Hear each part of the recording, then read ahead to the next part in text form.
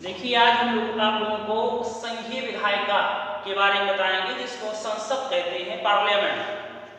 संसद हमारे देश की सर्वोच्च संस्था है। संसद हमारे देश की एक सर्वोच्च संस्था है और संसद का जो निर्माण होता है, जो गठन होता है, इसके 3 अंग होते हैं। जो संसद हमारी है, संसद का जो पहला अंग है लोकसभा, फिर राज्यसभा,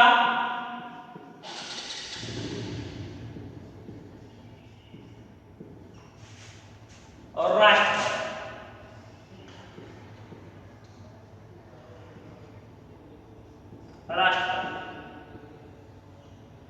लोकसभा, राज्यसभा और राष्ट्रपति, ये तीनों मिलकर हमारे संसद का निर्माण करते हैं, पार्लियामेंट का निर्माण करते हैं। देखिए जो हमारी लोकसभा है, लोकसभा का जो गठन होता है, लोकसभा का गठन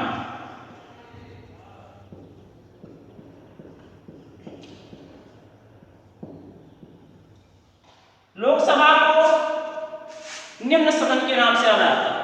लोकसभा है, लोकसभा संसद का निम्न सदन है।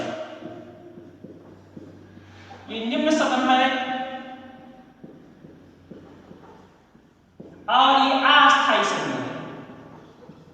अस्थायी सदन क्यों? क्योंकि इनका जो कार्यकाल होता है, कार्यकाल निश्चित होता है और निश्चित कार्यकाल के बाद इनके सदस्यों का पुनः निर्वाचन होता है। इनका निर्वाचन, लोकसभा के सदस्यों का निर्वाचन जनता के द्वारा होता है। लोकसभा के जो सदस्य होते हैं, इनके जो सदस्य का निर्वाचन होता है, वो जनता के द्वारा प्रत्यक्ष रूप से जनता के द्वारा इस सदस्यों का निर्वाचन जो होता है प्रत्यक्ष रूप से होता है। और लोकसभा को लोकप्रिय सदन कहते हैं। लोकसभा को लोकप्रिय सदन के नाम से भी जाना जाता है। लोकप्रिय सदन के नाम से जाना जाता है। यह राज्यसभा की तुलना में शक्तिशाली सदन है और इसका जो कार्यकाल होता है, इस सदन के जो सदस्य होते हैं उनका कार्यकाल 5 वर्ष होता है। 5 वर्ष के बाद लोकसभा के सदस्यों का पुनः निर्वाचन होता है और जो योग्यता होती है, लोकसभा के सदस्य चुने जाने की योग्यता, आपके अंदर हमारी संविधान ने कुछ योग्यताएं निर्धारित की है। उस योग्यता के आधार पर ही आप लोकसभा का चुनाव लड़ सकते हैं। लोकसभा की जो योग्यताएं होती हैं, वो योग्यताएं, प्रथम योग्यता तो है कि वो भारत का नागरिक हो। भारत का नागरिक है तभी आप लोकसभा का चुनाव लड़ सकते हैं। उसके बाद दूसरी जो योग्यता होती है वो आपकी आयु है। आपकी आयु कम से कम 25 वर्ष पूरी हो। 25 वर्ष की आयु पूरी होने पर ही आप लोकसभा का चुनाव लड़ सकते हैं। और लोकसभा का चुनाव लड़ने के बाद या जब आप शपथ ग्रहण करने जाते हैं, उससे पहले आप किसी भी, चाहे राज्य सरकार के अंतर्गत हो या केंद्र सरकार के अंतर्गत कोई सरकारी कर्मचारी अर्थात लाभ का पद पर आपका आसीन ना हो, ये इनकी योग्यताओं के अंतर्गत आता है। अब आपको हम लोकसभा का गठन बता रहे थे।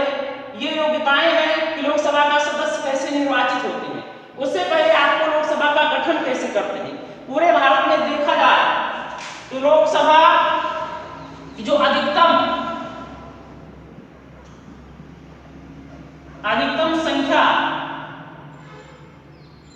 सदस्य संख्या निर्धारित की गई है, वो 552। पूरे देश को 552 संसदीय क्षेत्रों में बांटा गया है। लेकिन वर्तमान में भी देखा जाए तो वर्तमान में इसकी सदस्य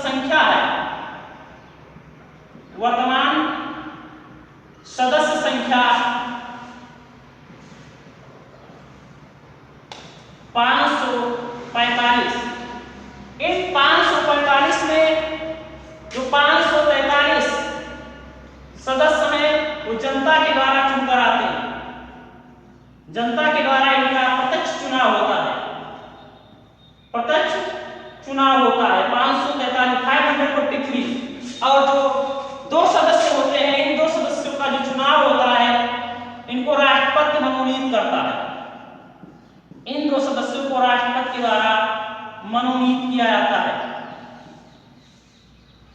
राष्ट्रपति द्वारा मनोनीत किया जाता है।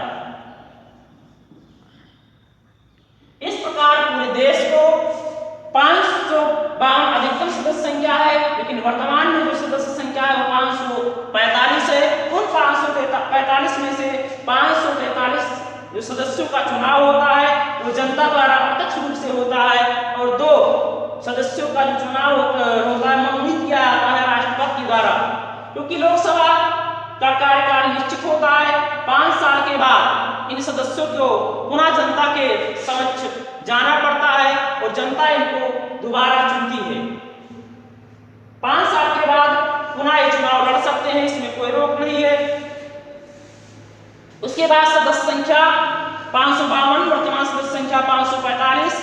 अब आपको बता दें कि जो लोकसभा गठन के बाद लोकसभा के जो कार्य होते हैं, लोकसभा के सदस्य और राज्यसभा के सदस्य, इन्हीं 2 सदनों में से जो हमारा मंत्रिमंडल बनता है, मंत्रिमंडल का जो गठन होता है, मंत्रिमंडल का जो मुखिया होता है वो हमारा प्रधानमंत्री होता है। प्रधानमंत्री इन्हीं लोकसभा या राज्यसभा दोनों सदनों में से किसी एक का सदस्य होना अनिवार्य होता है। लोकसभा और राज्यसभा के सदस्य ही जो मंत्रिमंडल के सदस्य होते हैं, इस मंत्रिमंडल में शामिल किए जाते हैं। आप देखिए, गठन हो गया लोकसभा का, लोकसभा का अधिवेशन, लोकसभा का अधिवेशन, लोकसभा का अधिवेशन,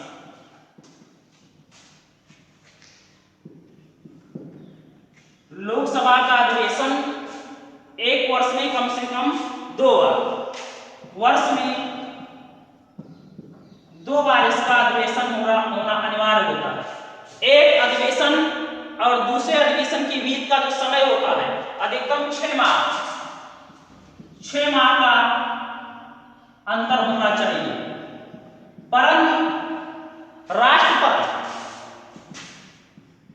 राष्ट्रपति महोदय जब चाहे जब अधिवेशन, इस लोकसभा का अधिवेशन बुला सकते हैं। राष्ट्रपति के ऊपर निर्भर करता है कि अधिकतम आप वर्ष में 2 बार इसका अधिवेशन होता है, परंतु राष्ट्रपति यदि चाहे तो 2 बार से अधिक भी लोकसभा का अधिवेशन बुला सकता है। लोकसभा का जो सत्र होता है, लोकसभा का सत्र जब शुरुआत इसकी होती है तो उसके भी कुछ नियम होते हैं कि कितने लोग सदन में रहें तो अधिवेशन चल सकता है। तो इसमें एक नियम है कि जो हमारे सदस्य होते हैं उसके 1/10 सदस्य यदि लोकसभा में उपस्थित होते हैं, 1/10 सदस्य लोकसभा में यदि उपस्थित होते हैं तो सदन को प्रारंभ किया जा सकता है।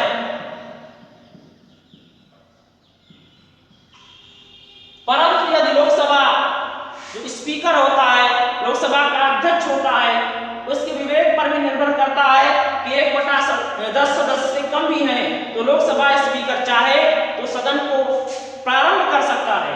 लेकिन जो नियम है सत्र चलाने का, कम से कम 1/10 सदस्य सदन में मौजूद होने चाहिए।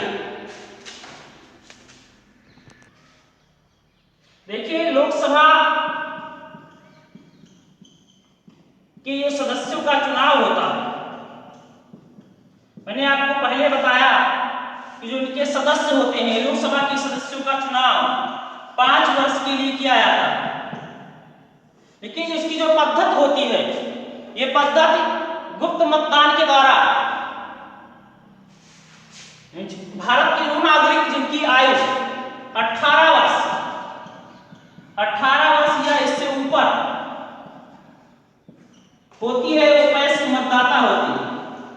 जो वयस्क मतदाता होते हैं उनके द्वारा गुप्त मतदान जो पद्धति है, गुप्त मतदान के द्वारा लोकसभा के सदस्यों का चुनाव होता है। इनका चुनाव प्रत्यक्ष रूप से होता है, प्रत्यक्ष रूप से जनता के द्वारा जिनकी आयु 18 वर्ष से या उससे ऊपर की होती है वो लोकसभा के सदस्यों का चुनाव करते हैं। इसीलिए जो लोकसभा की जो शक्तियां होती हैं वो राज्यसभा से ज्यादा होती हैं। क्यों? क्योंकि इनके सदस्यों का चुनाव जनता के द्वारा प्रत्यक्ष रूप से किया जाता है।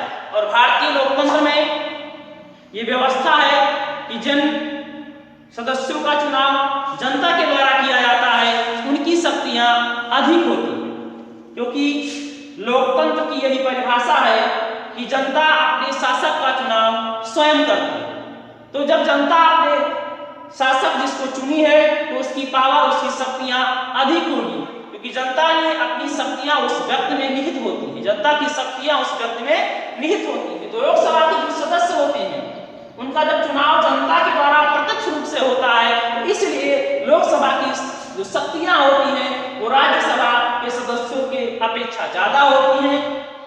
आज की क्लास में समाप्त हुई। कल आपको राज्यसभा के बारे में बताया जाएगा कि राज्यसभा के सदस्यों का चुनाव कैसे होता है, इनकी संख्या कितनी है और इनकी शक्तियां क्या क्या होती हैं।